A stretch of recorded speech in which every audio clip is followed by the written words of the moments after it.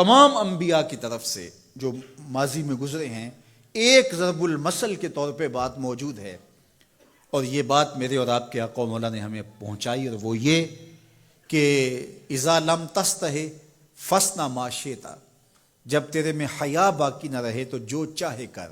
چونکہ حیا مانے ہوگا نا یہ بڑا ہے، حیا مانے ہوگا کہ یہ ماں ہے اور یہ بات میں نے نہیں کہنی، حیا روکے گا کہ یہ باپ ہے اس کے سامنے یہ کام نہیں کرنا، حیا روکے گا کہ یہ میرے رسول صلی اللہ علیہ وسلم کی طرف سے ممانعت ہے اور میں حضور علیہ السلام کا سامنا کل قیامت کے دن کرنا ہے، حیا روکے گا کہ یہ میرے رب کا فرمان ہے اور کیا میرا اللہ مجھے دیکھ نہیں رہا. حیا ہے تو گناہوں سے خود بخود روکو گے، کوئی کیمرہ نہیں تو پھر بھی رک جاؤ گے، کوئی سیکورٹی نہیں تو پھر بھی رک جاؤ گے، کوئی واچ نہیں کر رہا پھر بھی رکو گے، بند کمرے میں بھی رکو گے اپنے رب سے حیا کرتے ہوئے. لیکن اگر رب سے حیا نہیں ہوگا، اس کے رسول سے حیا نہیں ہوگا، تو پھر جو مرضی کرو، پھر تمہیں نہ کوئی کیمرہ روک سکتا ہے، نہ باپ روک سکتا ہے، نہ ماں روک سکتی ہے، نہ بڑا بھائی روک سکتا ہے، کوئی نہیں روک سکتا تمہیں جب تمہارے اندر حیا نہیں ہے.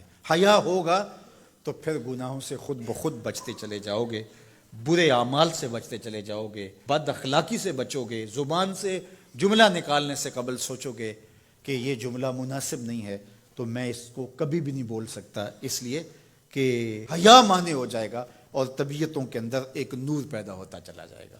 اور یہ پردہ جب اٹھ گیا اور یہ ڈر جب ختم ہو گیا تو پھر راستے صاف ہو جاتے ہیں، جو مرضی کرتا رہو، پھر کوئی پرواہ نہیں ہوتی ہے. مدینۃ المنورہ میں صحابہ تشریف فرما تھے کہ ایک خاتون گزری، سیاہ رنگت، حبشی نژاد. تو ایک صحابی فرمانے لگے اگر جنتی خاتون دیکھنی ہے تو یہ خاتون جا رہی ہے. تو پوچھا کہ یہ کیسے؟ کہا ایک دن یہ خاتون حضور کے پاس آئی اور اس نے کہا حضور مجھے مرگی کے دورے پڑتے ہیں تو میرے لیے دعا کر دیجئے کہ اس مرض سے مجھے نجات ملے. تو آقا کریم علیہ السلام نے فرمایا اگر تم کہو تو میں دعا کر دیتا ہوں اور یہ دورے تمہیں نہیں پڑیں گے، اور اگر تم ان پہ صبر کر لو تو میں تمہیں جنت کا وعدہ دیتا ہوں. اب تمہارے ہاتھ میں ہے، جو چاہو کر لو. اس خاتون نے بغیر تأمل کے کہا مجھے جنت والا وعدہ قبول ہے، دورے پڑتے رہے کوئی بات نہیں، مجھے جنت والا وعدہ قبول ہے، لیکن حضور ایک کرم میرے پہ فرمائیے، وہ یہ کہ جب مجھے دورہ پڑتا ہے تو میں گر پڑتی ہوں، تو گر جانے کی وجہ سے سطر کا خیال نہیں رہتا، ظاہر ہے بے ہوشی ہو جاتی ہے، تو میرے پہ یہ کرم فرمائیے، دعا کیجئے جب میں گروں تو اللہ میرے سطر کی حفاظت کرے. تو حضور نے یہ دعا کر دی. اب وہ گرتی تھی لیکن اس کا سطر نہیں کھلتا تھا. اللہ اکبر. تو اس کو کتنا خیال تھا اپنے پردے کا، کتنا خیال تھا اپنے سطر کا. یہ جمال ہے عورت کا، عورت مستور ہے، عورت کو عورت کہا جاتا ہے، مستور سطر سے ہے، یہ پردے کی چیز ہے. اور اللہ جل شانہ نے اوڑھنیاں اوڑھ کر کے رکھنے کی خواتین کو تلقین کی. آج جدید مفکرین تو عورت کے ساتھ مصافحہ کے راستے بھی نکال رہے ہیں. وہ کسی نے کہا تھا یہ عورت کی آزادی نہیں ہے، یہ عورت تک پہنچنے کے لیے مرد آزادی چاہتے ہیں.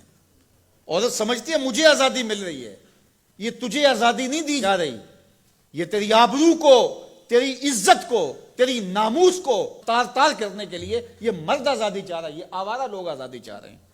تجھے کھلونا بنانا چاہتے ہیں، تو کھلونا نہیں ہے. تیرا پردہ تیری ناموس کا محافظ ہے، تیرے برقعے کی ایک ایک سلوٹ تیرے حیا کا پہرا ہے. آج مغرب مختلف ذرائع سے ہم سے یہ جوہر چھیننا چاہتا ہے.